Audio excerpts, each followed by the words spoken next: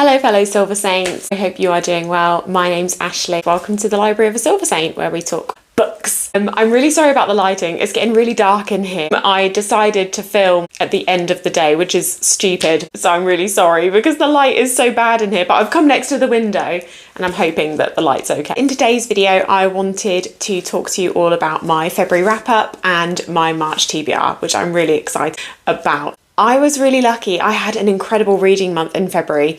I think it really helped that I was on holiday because I was able to binge read a few books and get quite a lot of long periods of time in sort of clumps where I was able to read. I ended up getting through some really good books in February. The first book that I read in February was Silence is Silver by Andrew Watson, fellow booktuber Andrew Watson, should I say. This is his prequel novella, which comes in his Shadowbinder series. So he's got two novels, which are Harbinger of Justice and The Black Mantle, which he has just recently released. And then this is the prequel novella to those. It's incredibly short. I read this really quickly. I think I must have read it. I think I read half of it on the plane and then on the way on holiday, and then I read the other half when I landed. My goodness, this was a roller coaster of emotions. This is incredible. I really enjoyed this. Andrew's writing is so gripping. I was hooked immediately. The world building was really cool. We're in kind of a desert land, which was really fun and quite different to what I've been reading recently. And you've got our main character, Baz. He's kind of thrown into a trial-esque scenario. So Baz has spent his entire life training to become a fully fledged Erdal. The Erdal believe that pain is inevitable and it's unavoidable, and they believe that they can actually tap into their pain and almost harness it in order to achieve more and become sort of the most powerful version of themselves.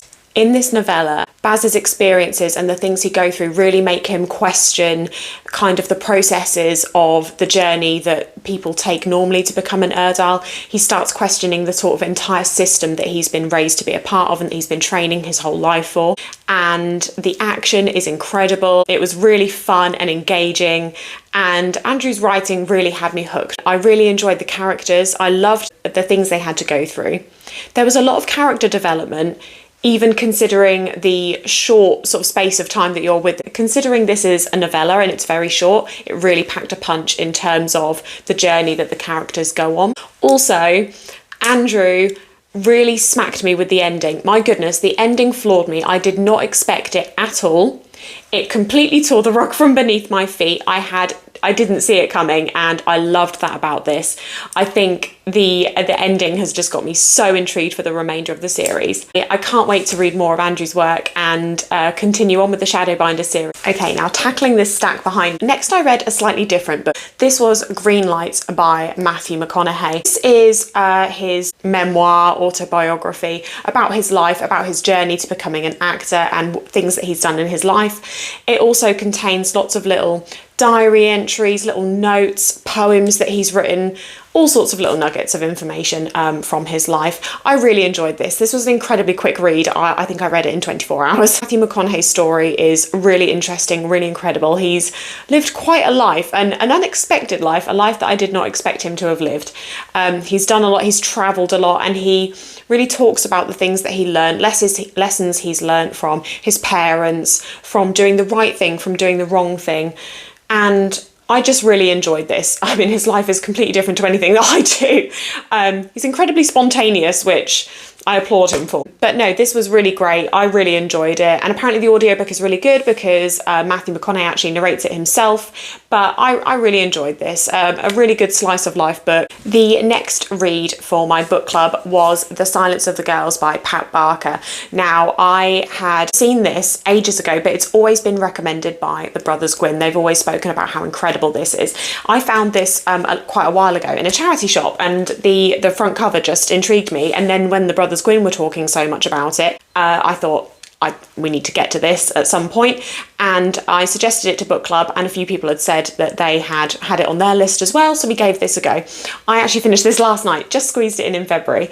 I really enjoyed this. I actually enjoyed it a lot more than I was expecting to. I've read a few sort of Greek retellings before, Song of Achilles by Madeline Miller and Circe. I've also read Ariadne by Jennifer Saint, really enjoyed. Also, I was interested to get into this, and Pat Barker's writing is beautiful. That is one thing I have to say. Her writing is stunning. There were some incredible passages in this, which I've marked using, I've like taken some sticky notes and marked some passages, because there are definitely some bits that I want to go back and make notes of and stuff like that. I thought this was beautiful. So this is a Greek retelling of the sort of the War of Troy, with regards to, you've got Achilles, Patroclus, but also told by the point of view of a woman who was there, which is Briseis, who was horrendously treated awfully. She was captured at the time of the war, and this is her point of view of things and how it was. Now, I really like that a lot of Greek mythology is getting a sort of retelling from the point of view of the women, because often in films, series, and probably lots of books as well, the characters such as Achilles are so glorified and glamorized, and you don't see the full perspective of knowing that this was actually a war and there were actually other people involved. You always see the main people that were involved in terms of, you know, kings, queens and things like that, but you never necessarily see the other people that were involved. This tells Briseis' story, how she was essentially kept as Achilles' slave. What I found most intriguing about this is that Briseis' character she's actually a queen herself. So she doesn't start this story as a peasant or just some woman. She is a queen herself, and she is captured and she is enslaved and is given to Achilles as his personal slave. Now, Achilles is responsible for killing her family, so she is in an incredibly difficult scenario, having to be his slave, having to work for somebody who's committed these awful horrors to her and her family and her people. Throughout her story, you see what she sees. You know, she's essentially a bit of a fly on the wall in a lot of these scenarios between the Trojans and the Greeks. I think the thing that this told most beautifully as well is that this was a war, and it's often not seen as that. It's often seen as just a quick battle and, you know, immediate success. And it wasn't that. It was a war that lasted for years and many people suffered. And actually that a lot of the decisions that were made were purely out of boredom and pride and just frustration, and that there was not really much thought that went into their actions. It was purely from boredom and them wanting to demonstrate their power and having too much pride. And to see the devastating effects that it had on the people around them was really quite brutal. So I thought this was incredible, and I'm really glad we read it in book club, and I think this will be an incredible book to discuss in book club, so I'm really looking forward to talking about this when we meet up. It's finally time to talk about this absolute behemoth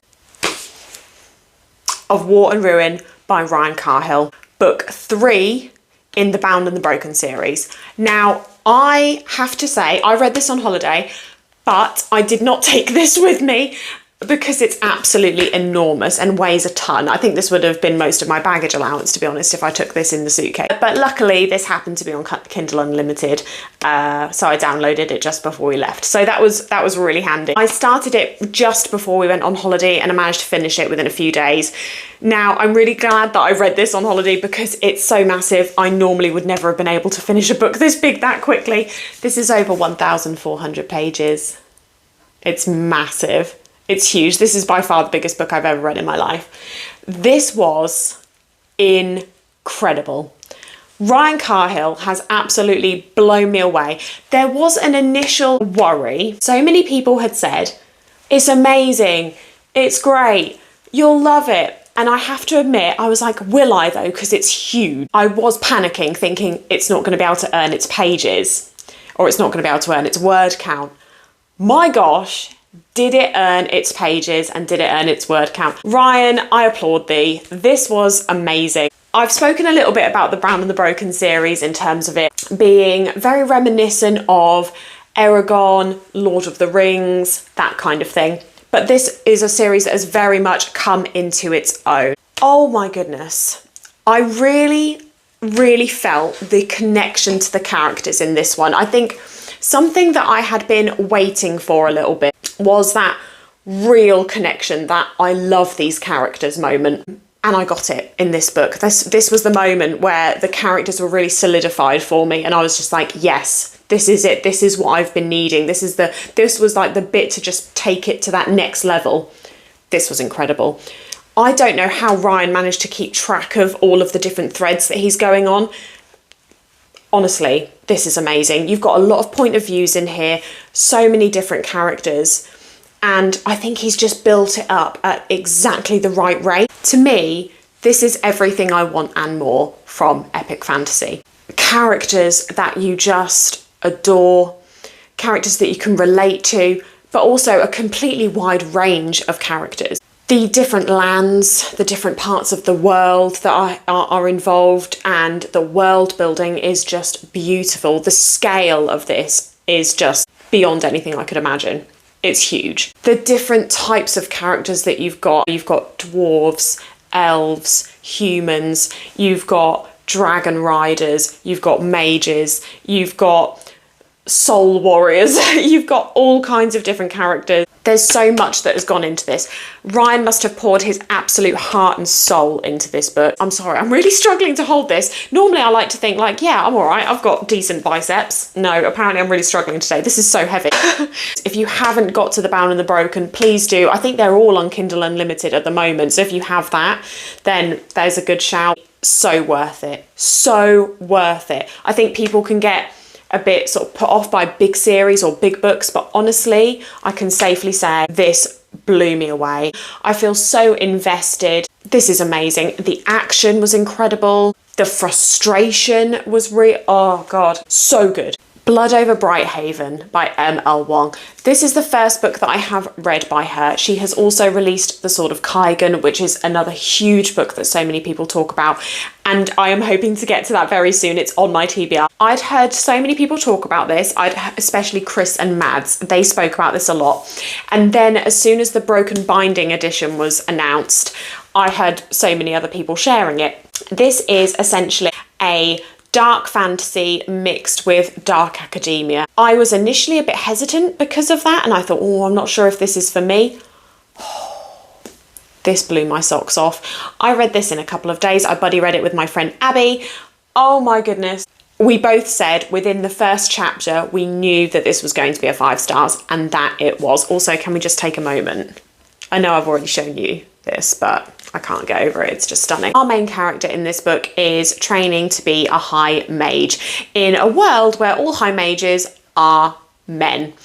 And so you have got a huge element of this story, which is, essentially a discussion on misogyny and how women are treated in this society. When our main character is successful and becomes a high mage after failing some really grueling challenges, she is essentially given an assistant. But the other high mages, essentially take the mick out of her, and rather than giving her a real assistant, they give her the janitor who works at the magistrate. And it turns out that this janitor has actually got a very, very different past. We learn all about him, and he and our main character are incredibly different. They come from completely different worlds, completely different backgrounds, and everything that they've ever been told, everything that they've ever learned is completely the opposite to each other. And yet they stand for exactly the same thing. And at points, they don't necessarily align. I think that's one thing that I loved so much about this book, is that there are some really difficult conversations being had in this book.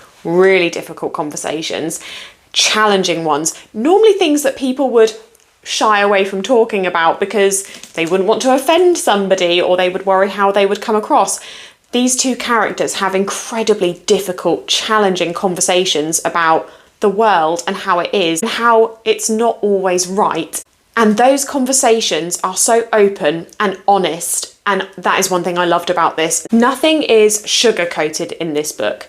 This is a raw and very real discussion on so many topics. You've got things like education, misogyny, as I mentioned, The differences in how people are treating based on where they come from and their background. You've got the class system is also a huge thing that is spoken about on here. Distribution of wealth and resources. The ways in which we use energy, the ways in which we acquire energy. Just so many discussions. Politics, it's endless.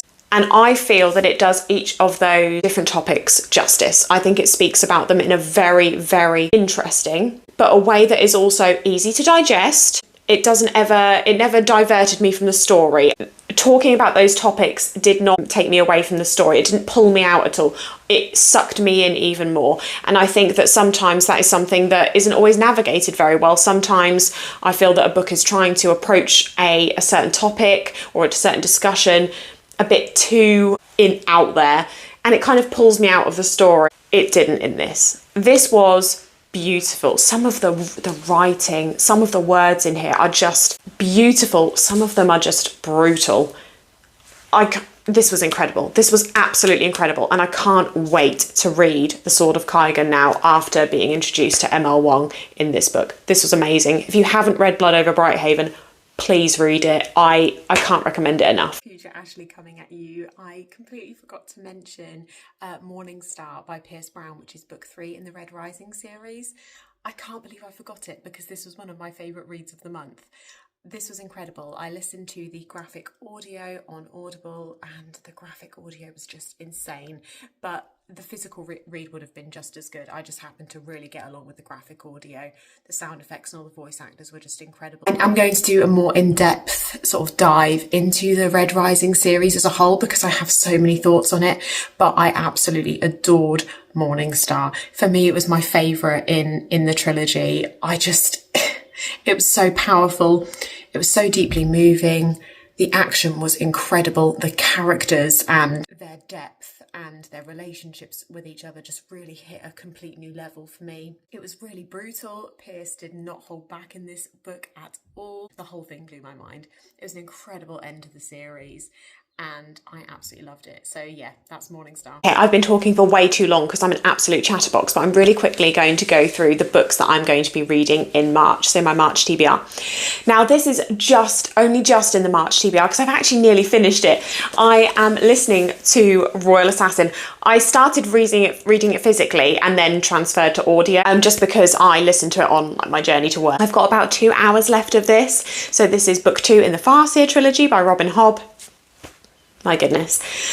A lot of people have commented saying that this is their favourite in the trilogy. So far, I'm also agreeing with those people. Obviously, I don't know about book 3 yet. It might change, but so far I'm agreeing. This is beautiful. I'm not going to go into detail about this. Many people know Robin Hobb and the Farseer trilogy. So we are following Fitzchivalry, a royal bastard, as he is a trained assassin, and he's sort of brought into the royal keep, into the royal household to be of use, essentially. He is not treated particularly well. He is just proving to be useful to the king and as a trained assassin, and we are following him essentially through his childhood as he's growing up and everything that he goes through. And this is a really deep character study. You are constantly in Fitz's head the whole time. It's just his point of view, and you see everything that he goes through, and the writing is just so whimsical and cozy. I feel like I'm in The Sword in the Stone, the Disney version. If you've seen that, it gives me feelings like that. This book, as beautiful and cozy and whimsical as it is, and it is beautiful, I feel like I'm being swept away to Buckkeep when I'm reading it. It's also brutal, absolutely brutal. And Robin will just come out of nowhere and just slap you around the face with some information that just makes you want to weep. It's also incredibly human. That's another thing I would say about this series. Fitz is such a human character, and he's so frustrating. He does so many things and he means well by it, but my goodness does he make some poor choices as well. And you're listening like, really? Is that what you chose to do? That's a terrible idea. So it can be incredibly frustrating to listen to, but I'm really enjoying this series and I can't wait to finish this in March and then hopefully get to the final book, Assassin's Quest. Unfortunately, I don't think I will get to that in March, but hopefully sometime soon. So yeah, that's Royal Assassin by Robin Hobb. After I finish Royal Assassin by Robin Hobb, I'm going to be listening to this one. I have the physical copy, but I'm going to be listening to it because my friend Abby told me that the audio version is really good. And that is going to be Mistborn Era 1, The Final Empire by Brandon Sanderson. This is going to be my first Brando Sando book. I've not read anything by him and I feel extremely left out. The FOMO is real. I've seen him everywhere. Obviously, most recently, he's been everywhere with his most recent release in his Stormlight archive, so Wind and Truth coming out. When I spoke to lots of people, they said that the best place to start would probably be Mistborn Era 1. So I have gone with that. I don't know anything about this, apart from some people have interesting abilities to do with metal. I might be wrong. But also that there's a heist involved. Some people have said that it can read a little bit YA. Some people have said the opposite to that. What I have been told is that Brandon's prose isn't necessarily beautiful. It won't necessarily whisk me away, and I won't necessarily be highlighting lots of passages, but that he is an incredible storyteller. And ultimately, that's what I'm here for. I can't wait to get to this and see what everybody has been talking about. My first Brandon Sanderson. I'm so excited. A book that I have been so excited to get to for so long, and a series that I've been so excited to get to for so long, is the First Law trilogy by Joe Abercrombie, starting with The Blade itself. I have heard so much about this series, about this author. Apparently he's the king of grimdark. I love grimdark. I love dark writing. I love writing that is going to give me those awful feelings that I had in some of the most disgusting scenes of Game of Thrones. If you've seen Game of Thrones, if you've read Game of Thrones, if you really enjoy that gritty, horrible feeling when you're reading, that this is that. Apparently there's a lot of dark humour and stuff involved, so I sign me up. I actually have no idea what it's about, but I've just heard in terms of grimdark, he's an incredible author, and this is like a bit of a band of misfits that are all working together on a bit of a journey. But yes, I've heard from so many people that this series is just incredible, so I'm going to be reading this with my friend Abby, and I'm really excited to get to it. I think I'm gonna love it. I love dark writing. Also, because Joe is soon to release his new novel, The Devils, I am desperate to sort of catch up so that I can, work through his entire universe. So I'm really excited for this. Next is a completely random edition, Going Postal by Terry Pratchett. Can we just take a moment though to appreciate this cover? I think it's so fun. I love it. It's so vintage. They need to bring back these kinds of covers and make this needs to be a more frequent occurrence. I got this secondhand. I just couldn't help myself. It's such a cool cover. I love it. This is a book that is set in the Discworld. Now, Terry Pratchett is probably one of the most famous fantasy authors that there is, and I have heard so much about the Discworld series. The only thing that I had was knowing where to start, because a lot of people have, I think Terry Pratchett has written over 40, maybe even 50 books in the Discworld series. I'm not certain. He's written a lot, and there are so many differing opinions on where to start. I think there are lots of different places that you can start. I've heard this is a good place to start. I'm gonna have to read from my screen to be able to tell you what the Discworld is, but apparently this is the Discworld. A flat planet balanced on the backs of 4 elephants, which in turn stand on the back of a giant turtle. I mean, it's wacky. I love it. I've got no idea. I've got no idea. All I've heard is that this is a load of fun. Apparently it's hilarious. Elizabeth Reed's Fantasy has said that she enjoyed this and it was really, really funny. But apparently Terry is also really good at talking about lots of other wider sort of like political topics and things like that in a way that is just so incredibly funny. So I'm really looking forward to this. Completely different to anything I've read before, I think. Try my first Terry Pratchett, first Discworld. Who knows? Maybe I'll read all of the Discworld books. Finally, I'm doing it. I'm doing it. I'm doing it. I've had this on my TBR for so long. I'm finally going to get to The Will of the Many by James Islington. Now, I've spoken about this a few times. I have no idea what it's about.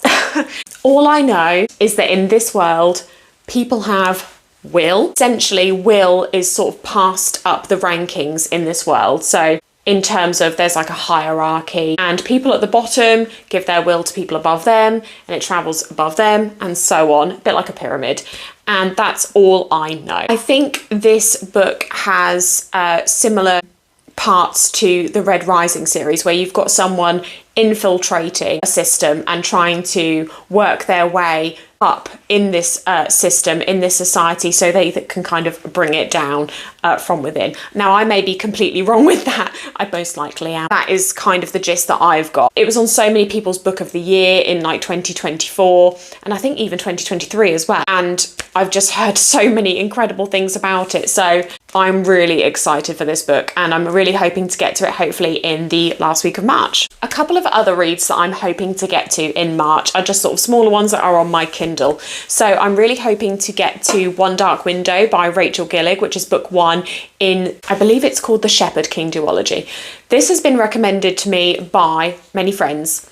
Abby, other Abby, Imi and Charlotte Neve here on BookTube have all spoken out about how amazing this duology is. I don't know anything about it. All I know is that it's very kind of witchy. I've heard from so many people that it's got a really cool magic system, which I believe is based on cards.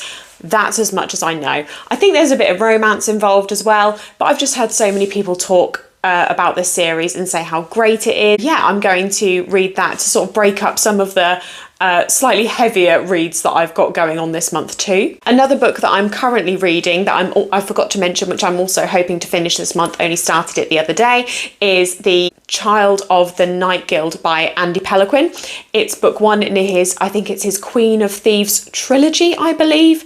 This is a really dark action book. I'm really enjoying Andy's writing. It's really quite morbid actually. Oh, hello.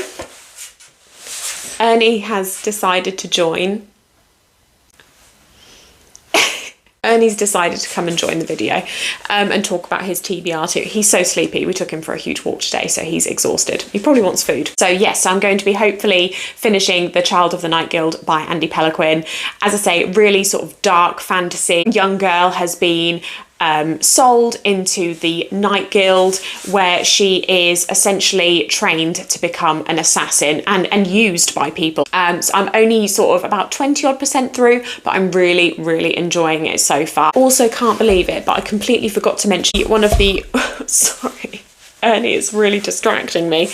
One of my final books that I finished in February, which I loved, was Dungeon Crawler Carl 3, The Dungeon Anarchist's Cookbook. I have been loving the Dungeon Crawler Carl series. I think there are 7 books in total. As I said, I just finished book 3. I have been loving this series. It's such a wacky concept, and it's doing incredibly well in the fantasy world in terms of it being very big in the lit RPG category, which is sort of taking reading by storm at the moment. We're following Carl and Donut again as they carry on in their journey to sort of reach the top level and escape this world. This book actually, for me, took it to, pardon the pun, the next level, because whilst I've loved it so far, I've really started now to feel that sort of emotional connection to Carl and Donut. The first 2 books I think were a bit more on the humorous side and the more slightly light-hearted side of things, whereas I felt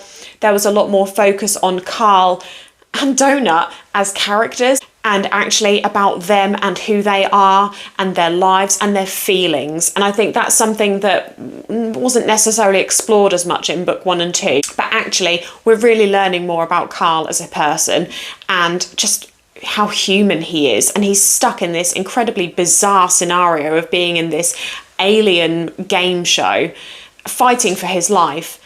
And actually the toll that it's taking on him as well. So I felt a lot more connected to Carl in this book, and for that I loved it even more. And the same with Donut. Their relationship, their sort of dynamic continues to just get better and better.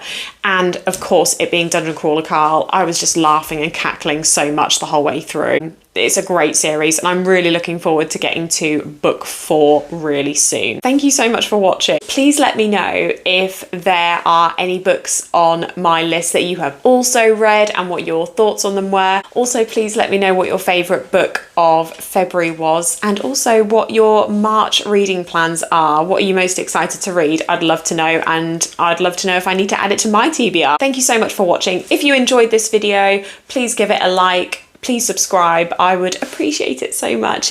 I'd be so grateful. I hope you have a lovely start to your March, and I hope you have a lovely day and a lovely weekend.